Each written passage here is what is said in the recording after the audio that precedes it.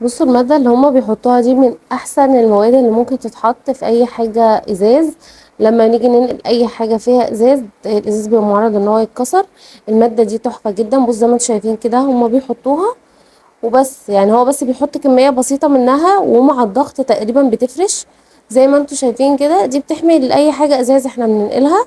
آه، بتبقى منع للكسر يعني. سواء بقى بتنقلي عفش، بتنقلي بعت اوردر في مكان.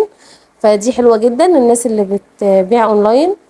حلو جدا المادة دي ان هي تكون موجودة عندك لو انت بتبيعي اي منتجات من الازاز، فتقدري ان انت تجيبي المادة دي تستخدميها. بس يا رب الفيديو يكون عجبكم، متنسوش تعملوا متابعة وتحطوا اللايك الجميل.